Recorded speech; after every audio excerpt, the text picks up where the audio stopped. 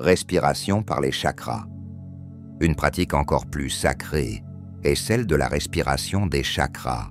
Il est nécessaire, avec la respiration décrite, de se synchroniser avec les chakras correspondants, leur état. Par exemple, Muladhara, la force physique, Svadhisthana, le désir ardent, etc. Pour une efficacité de cette synchronisation, il est nécessaire d'évoquer au moins un peu cet état. Pour ressentir ces états et être capable de les amplifier grâce au pranayama, au Tibet, la pratique suivante était utilisée. Le yogi accomplissait une action correspondant à chaque chakra, puis, lorsqu'il entrait dans l'état qui lui correspond, il commençait à pratiquer activement le pranayama. Action correspondant à chacun des chakras. Muladhara. Activité physique, course, exercice de force, d'agilité, d'endurance. Lorsque le corps se réchauffe et que la sueur apparaît, on commence à pratiquer le pranayama, atteignant très rapidement une sensation d'énergie physique car le corps lui-même commence à l'absorber activement de l'espace. Souvent, les maladies d'une personne sont causées par le fait qu'elle ne se donne pas une charge physique suffisante qui activerait son corps. Il est très important d'avoir des activités physiques chaque jour jusqu'à ce que la transpiration apparaisse. L'effet de recharge en prana se produit lors d'un refroidissement brusque, par exemple, en se baignant dans une rivière gelée, en s'aspergeant d'eau froide, ce qui provoque un rougissement de la peau, ainsi qu'en frottant la peau jusqu'à ce qu'elle devienne rouge. Dans ce cas, une épaisse couche d'énergie apparaît autour du corps, ce qui active le champ bioénergétique. Et dans cet état, le traitement est plus efficace. C'est pourquoi les chamans dansaient pendant les rituels, et c'est également ce que faisaient les anciennes tribus dans leurs pratiques magiques. Svadhisthana, des pratiques sexuelles étaient réalisées, ou pendant l'excitation du désir, tout en évitant sa réalisation physique, ainsi que la tension physique qui épuise la personne, on commence à pratiquer le pranayama, s'imprégnant déjà d'une énergie plus subtile. Souvent, les maladies chez les gens surviennent en raison de trop fréquentes éjaculations qui affaiblissent l'organisme.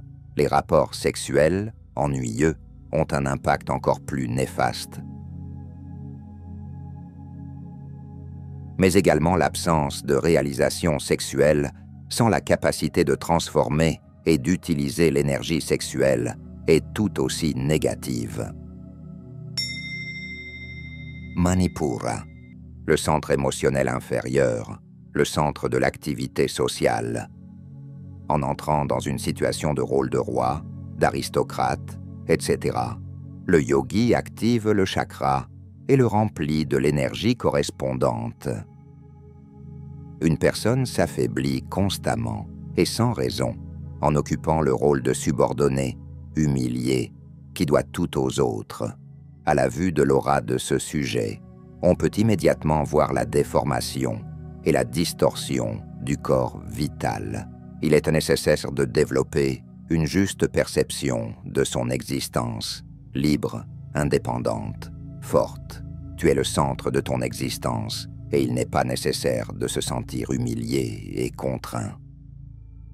Lorsque tu occupes le bon rôle, l'énergie prend une forme harmonieuse et l'état psychophysique commence à s'améliorer.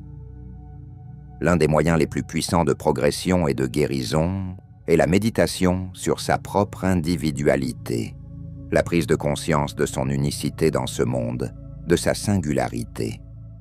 Les émotions négatives qui surgissent à ce niveau sont le résultat d'une discorde énergétique dues à un sentiment d'infériorité et à la réaction à ce sentiment sous forme de colère, de peur, d'avarice, etc. Lorsque l'on sait exprimer librement, jouer même des émotions négatives, au lieu de les réprimer, une personne acquiert la capacité de se maîtriser, de changer librement d'émotion, méditation chaotique. Il est également très important de ne pas s'identifier à des états émotionnels. Pour cela, on peut exagérer l'état qui surgit en le rendant comique. Anahata, des états émotionnels supérieurs d'amour, d'abnégation, de félicité, sont appelés par la prière et d'autres pratiques, après quoi le pranayama est effectué. Il est fréquent de rencontrer des personnes avec un centre peu développé, pour qui il n'est pas habituel de vivre de tels états, ou dont l'expérience est vécue avec ardeur, une expression des sentiments violente et incontrôlable. Dans ce cas, un travail préparatoire dans ce domaine est nécessaire. Écouter de la musique religieuse, lire des œuvres spirituelles, etc. En raison de l'immaturité de ce centre, une personne se contente souvent d'une existence bestiale, sans même soupçonner qu'il en existe une autre. Tous ses intérêts se réduisent à la nourriture, aux vêtements, à l'argent, à l'opinion de ses semblables. Une personne qui éprouve souvent la joie du cœur ne peut déjà plus se contenter de sensations primitives de la vie mondaine. Pour qu'une personne puisse réellement passer à un nouveau niveau d'existence, elle doit développer en elle des centres supérieurs, ce qui ne peut être fait qu'en entrant en contact avec des éléments de haute culture laissés par les maîtres de l'humanité. Une concentration vide et mécanique dans le chakra ne révèle pas les propriétés internes. La véritable ouverture du chakra est la capacité de la personne à entrer dans le flux informationnel et énergétique et à savoir l'exprimer dans la réalité quotidienne. Vishuddha. À ce niveau, le yogi s'engage dans l'expression de soi et à la création de belles et harmonieuses formes de pensée, fantaisie. En étant en résonance avec ce flux, il s'imprègne d'énergie par le pranayama. Le manque de pensée créative est la cause de tous les problèmes psychologiques, sans exception. La créativité n'est possible que dans une psyché flexible et elle fournit toujours la solution appropriée dans n'importe quelle situation conflictuelle qui ne devient un stress que parce que la personne ne peut pas trouver une bonne issue.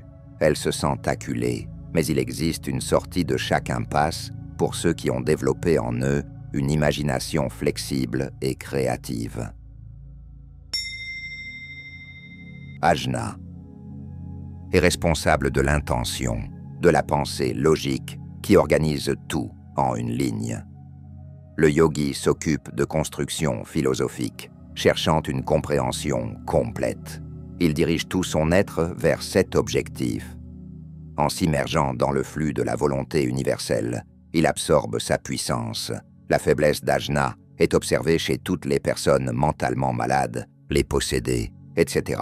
Le renforcement d'Ajna donne à une personne la possibilité de contrôler toutes les fonctions de l'organisme. Sahasrara. À ce niveau, le yogi atteint un état de connexion avec l'ensemble de l'univers. Il ne se sent plus séparé du reste de l'espace.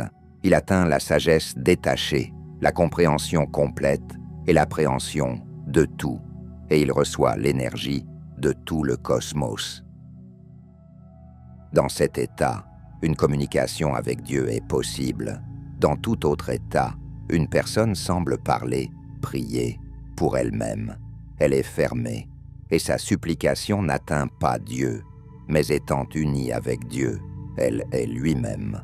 Avec un mauvais fonctionnement d'un chakra, il faut le faire tourner dans le sens des aiguilles d'une montre, tout en le remplissant d'énergie et en invoquant les états correspondants. Le traitement des chakras est aidé par la contemplation des yantras des chakras, avec concentration dans leur zone, le travail sur les chakras avec des mantras, la musique des rituels des chakras, les lavarayana et les méthodes données de l'école. Seule une personne ayant des chakras sains et bien fonctionnants peut être considérée comme entière, ayant la capacité d'agir à tous les niveaux de l'existence, dans tous les domaines de la vie, et d'atteindre le succès partout. Qu'il soit béni le chakravartin, yogi qui fait tourner les chakras, Seigneur du monde, Aum.